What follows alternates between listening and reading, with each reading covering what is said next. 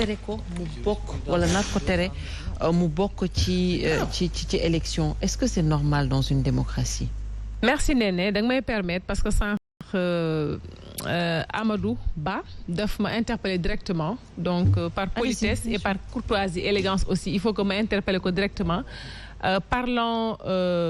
de celui que je voudrais qu'il soit candidat pour l'élection présidentielle de 2024 en l'occurrence le président de la République monsieur Macky Sall da nga ko collé ay motifs benn motif bi dama la koy delloo kan moo tax ba fukki gone ak ñeent faatu ndax dañ ko tuumaal loo xamante ne dañ ko ne mu ñëw ñu laaj ko ci ay laaj kan moo ko def kooku tam je pense que warta bokk ci ay élections yii di ñëw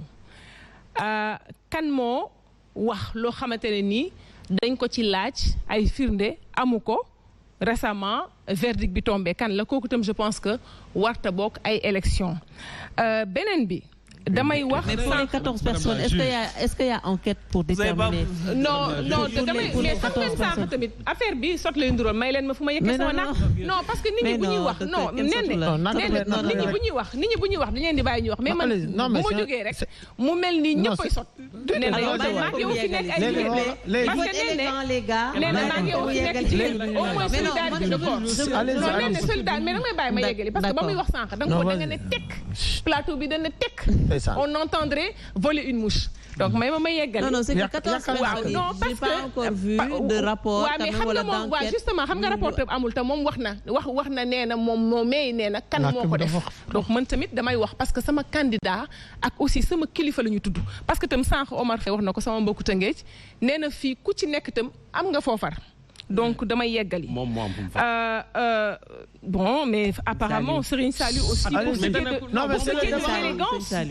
est de l'élégance franchement il faudra qu'on attende un peu et pour avancer parce que non mais je vais y arriver. Mais laissez Nafi terminer. Non je vais y arriver. Allez-y. Je vais y arriver inchallah. Je vais y arriver.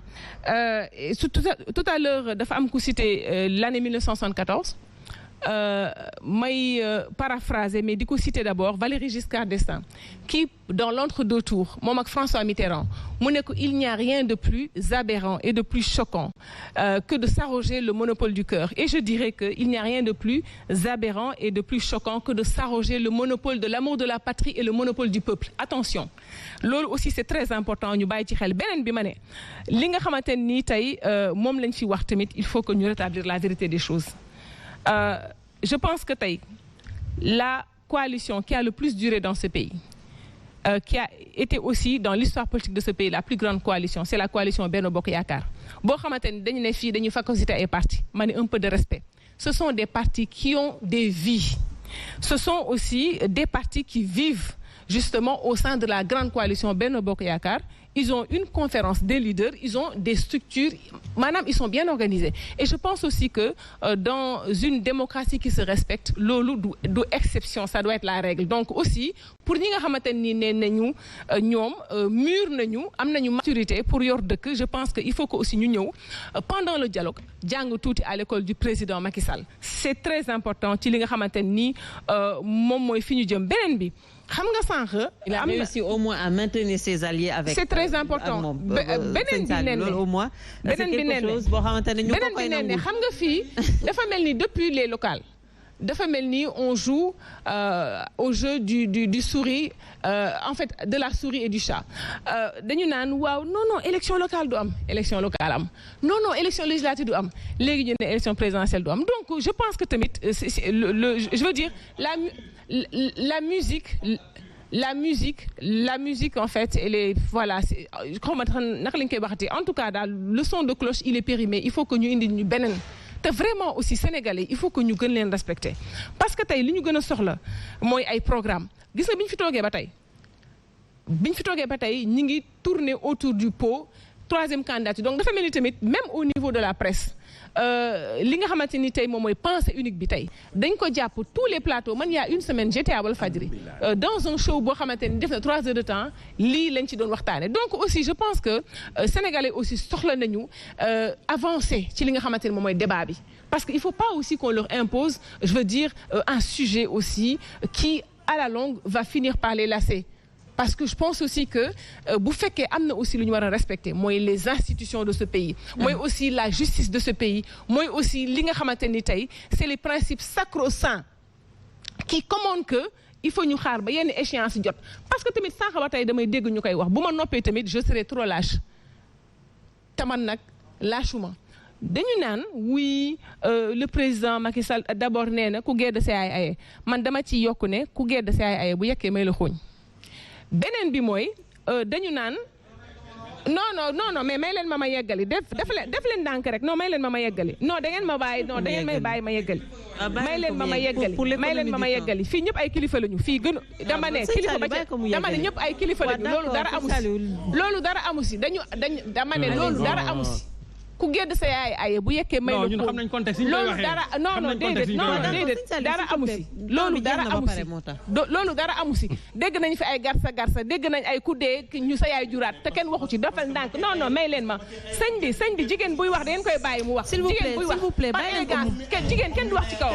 sëñ bi jigéen parce que aussi nag ak yelleefu jigéen mi ngi ba ci plateau yi parce que je pense que fii jigéen ñi buñ fi gënoon bëri débat bi dina gën a civilisé parce que sax ba tey tam ñi ngi dégg ay empoignade yoo xamante ni war nañu mën a wax ci calme vraiment je pense que aussi que c'est très important bu may dem aussi yow yaa ma koy wax yow yaay animé kii mooy animé léegi li nga xamante ni li nga xamante ne nii tey li nga xamante ni tam moo am li nga xamante ni tam moom moo am mooy il faut que aussi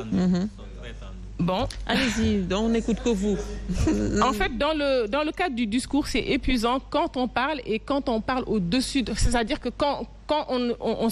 on ne s'entend pas en fait c'est important que les gens aussi s'entendent parce que c'est extrêmement important ça aussi c'est vrai que c'est une stratégie qui vise à détourner de l'essentiel mais bon je suis dans l'essentiel donc loolu lan lay firndeel mooy que quand même il faut que ñu xam ne les fondamentaux sont là fondamentaux itam bu ñu fi nekkee il faut pas qu'on divertisse les Sénégalais donc sànq wax naa ko diversion bi mooy oui kii du candidat que c'est le Conseil constitutionnel qui va valider les candidatures et je pense que jusqu'à aujourd'hui am na ñu fi dégg ñu ne ay candidats lañu am na ñu xamante dégg ñu wax mais président bu ko neexee effectivement mu ne et man loolu pour man dara nekku ci bu ko neexee mu ne je pense que daal li gën mooy tant que jotagul mais du ma wax ndax candidat la am déet parce que effectivement nit ñi duñu liggéey mais loolu pourquoi les gens l'interprètent je veux dire de manière péjorative loolu ça peut aussi vouloir dire que mais l'essentiel parce que aussi il faut savoir que comme quand l'opposition est dans le temps de s'opposer l'État le pouvoir est dans le temps de l'action parce que aussi encore une fois depuis 2019 et un peu avant depuis 2012 le président est dépositaire du suffrage des Sénégalais mu tegal leen programme ñu nangu programme bi moom programme bi lay doxal. D'accord. On n'en est pas encore là en plus damay yeggali foofu rek ne Amadou aussi bu fekkee da ngay bu fekkee aussi da ngay renseigner di informer sànq dégg naa nga ne 10 000 je pense que vous avez dit 10 000 mètres carrés etc. donc c'est 6 000 mètres carrés. Non en fait 6800 mètres carrés. En tout cas li nga wax dafa ëpp donc et aussi comme on est là pour informer nañu informer vrai non may ma tuuti rek. Il a dit 6 000. Ensuite da nga ne élection yi des na 5 mois desul 5 mois des na 8 mois. Donc non loolu nga wax sànq man maa ngi lay déglu si vous avez dit ça donc juste pour dire que encore une fois li am ba des mooy dañ fi nekk aussi pour li ñuy wax mu am njariñ askan wi parce que fitnaa lu ñu kenn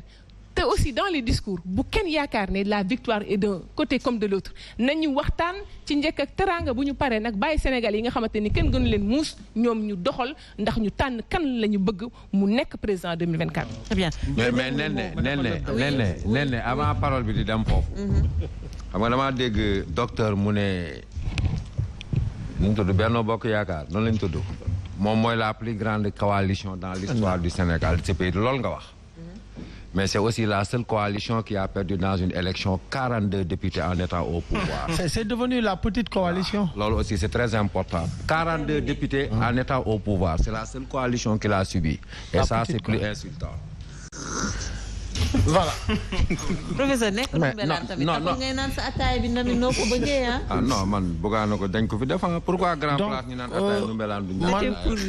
man fi may terminer rek mooy que di naxarlu lii am ci suma mbokki lébu yi parce que man je suis ab dëngaañ la ma bokk ci tànk et que yaa ngi bàkkoo Rufisque kaa ko Omar Faye maa ngi ci waxtaan ak yow man suma papa mu ngi nelaw Dangu moi je suis originaire aussi de Rufisque. moi je suis de Ouakam. ñun ay lébu lañ ñun ñëpp. mais lii leen daal tey métti lu na. mu ngi Dangu. et lu ñuy condamné la. parce que fu bakken tëdd. ci ay xëccoo yoo xam ne vraiment dans un état qui te respecte. waruñu woon egg si foofu parce que y a eu des alertes. comme la xewoon Kayar et cetera. donc bu amee ay alertes. État dafa war a jouer la pleine mesure de sa responsabilité. mais doo bàyyi ba ay bakken tëdd ngay doog a woote di def sapeur-pompier loolu aussi dafa doy waar. donc maa ngi leen di massawu vraiment di leen wax ne nag ay lébu lañ ñun moom ay lébu lañu. ñàkk ñu fayda baax na nag baax moo tax ñu gor garab yi dàq jinne yi woo sénégalais na leen ñëw leen dëkk te ku ñëw ñu may la jabar. jox la gaal jox la tool ay lébu lañu fi may terminer rek mooy di gën a ñaan gëm sa pas gëm sa bopp fa laay mujjee mais F24 dynamique bi ñu nekk nii xam nañ ci lu ñu nekk même bu fekkee am nañu pour et ñu contre non vous savez xam nga loolu du ma ci ñëwaat dama ne bëñ sax yenn saa yi benn bëñ di metti ñu traité ko mu wér te ñun ay humain lañ l'œuvre humaine ci li ñu départ nii mënul ñëw lépp parfait lépp nickel xale du juddu rek dox donc li ma mën a wax rek mooy que wax naa ko nee naa leen li ma gis ci M24 symbiose ba ma fa gis yaakaar naa ne du ay bis bi yu ndaw wala ñu nekk fële di télécommandé pour diviser mooy yàqal F24 ku nekk ci M24 nekk fa di nga xam ne li ñu jiital mooy Sénégal te sopp Sénégal gi ñu sopp yaakaar naa ne bu nu bàyyee ku nekk sa intérêt divergent parce que lii mosul ama du ay détails yu ndaw mooy tas M24 xalaatuñ ko sax nee naa leen tey ñu ngi ci 175 organisations te day gën di ñëw donc nag nañ ko gën a sàmm parce que nag képp koo xam ne yaakaar nga ne ca dialogue boobu ngay gisi la nga bëgg da ngay nax sa bopp. D'accord. F24 ñooy booloo ànd xeex pour que ku nekk sa yelleef ñu jox la ko parce que nag une élection surtout une élection présidentielle ci réew ça doit faire une fête mais warul nekk une sélection présidentielle fi may mujjee mooy di gëm sa bopp di leen féliciter le président Bougane parce que gis nañ na mu metti woon lu ne wax nañ ko lu ne yàq nañ ko mais mu toog ci constance am ak cohérence am loolu moo may tey sénégalais yi moo tax ñu ne la vérité se trouve toujours à la fin de l'histoire yàgg ci teen baag fekk la mais jeex na moo tax àddina dama lax sa ngor bu la ko dara jaral di nag sénégalais yi léegi nag formé nañ leen ñooñu gën a xam politique cette masse silencieuse là mooy fal mais tey ils xam nañ nan la ñuy seggee les politiciens covidés ces mutants et ces variants nga xam ne politiciens léegi bu ñu nee politiciens ñëpp bañ na bëgguñu ko nekk parce que nag dañuy xonq cur ñu dugal leen ci bëriga dañuy weex tal ñu dugal leen ci bëriga diwtiir ñu continuer di weex et sénégalais en sont conscients. merci beaucoup xam nga lu ma la ci dolli mooy li may wax toujours rek que ñaari force yi gën a am doole ci opposition bi moo toog nii Pastef ak gëm sa bopp. et pourquoi. yow nag yaay fan. xaaral non man bokkuma fenn man je suis neutre. yooyu Abdou Karim de. non xam nga li ma bëgg a wax foofu mooy ñu bàyyi les libéraux ñu kon ne ñoom ca la ñu xam socialistes yi nekk ca la ñu xam li nga xam ne moo bees ci politique Sénégal mooy juddu Pastef ak gëm sa bopp mësuñu nekk ay parti politique yoo xam dañu am ay histoire yoo xam dañu am ay